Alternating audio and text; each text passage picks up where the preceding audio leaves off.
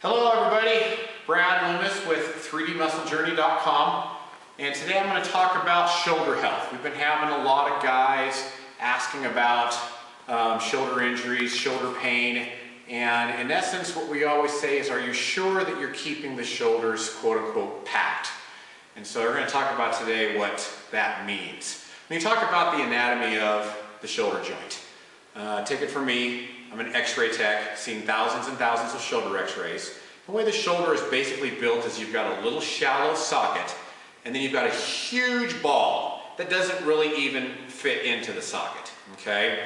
And so it just kind of sits in there, and then it's surrounded by a bunch of rubber band looking pieces of connective tissue that hold it into the socket, okay? Now God gave us the ability to pull the shoulder up out of the socket, and without that, we would not be able to reach our arm up over our head if we had tight musculature. Not a very convenient thing. So, not a big deal pulling shoulder up out of the socket if it's just your hand or the weight of a can of soup or something like that. However, you have a dumbbell, a barbell, kettlebell, anything that's in the significant weight, and you're like so, shoulders are very, very, very vulnerable. Okay, so basically in strength school, what they taught us is that ears are shoulder poison. And if your shoulders are up near your ears, your shoulders are vulnerable. So to keep the shoulders packed, it takes all of the musculature in the mid-back to pull the shoulders in toward the heart and then down toward the butt and away from the ears. So basically, in essence, out of the socket, packed in the socket. Out of the socket, packed in the socket. Whenever you bench pressing, you see people doing this, out of the socket. The shoulders are very vulnerable. You have to use that back musculature and hold those shoulders into the socket. So, how do you apply that to exercise?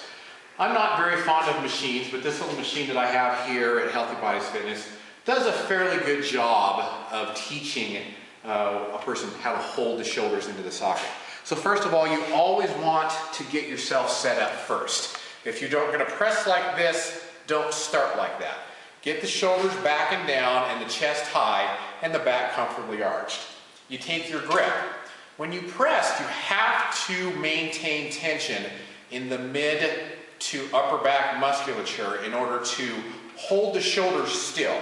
You almost want to imagine that the shoulders are the pin in a door hinge, and the pin is the part that's not moving. And so the pectoral muscle pulls your arms forward around that door hinge. Whenever you see this happen, the shoulders are no longer in the socket. Whenever you see this happen, which happens a lot at the bottom, the shoulders are not in the socket, they're not packed. You have to hold that musculature in the back tensed in order to hold the socket still. Now you can still straighten the elbows, that's fine. Some people think that straightening their elbows means doing this. You can still straighten the elbow and not unpack the shoulders, and the shoulders are down away from the ears and nice and safe. Now, that is usually people's most confident exercises, pressing out in front of them. However, probably when folks are the most vulnerable is when pressing overhead, because in essence, just reaching the arm over the head promotes the shoulder being pulled out of the socket and upward by the trapezius muscle. So overhead pressing, in my opinion, most people should not be doing because they don't have the flexibility in the lat in order to hold the weight overhead with the arm locked out and the shoulder still being down in the socket while still being straight up overhead and not in what we call the high hip pose. So, proper overhead pressing. Again, the shoulder is stayed down away from the ear and back toward the butt. And it's maintained that way the whole time. Even on the way down, you're actually actively using the lat to pull the shoulder down into the socket. And again, the shoulder is the pin in the door hinge. And you have to maintain musculature tension the whole time in order to hold that shoulder down, even on the way down. Don't yield to gravity and let this happen. Actively use tension and pull the shoulder down as you come back down. So now, everybody's favorite upper body exercise, the bench press. Again, still very applicable. When starting out, again, if you're not going to press this way, don't start this way. You don't have to be as extravagant as I get, but nonetheless, if I'm going to press the right way, I'm going to get started the right way. So I'm going to bring the shoulder blades down toward my butt. This is all hip flexibility. If my hips are flexible enough, I can arch my back and not be vulnerable or in pain. Hold the scapula still, big breath, unrack the bar.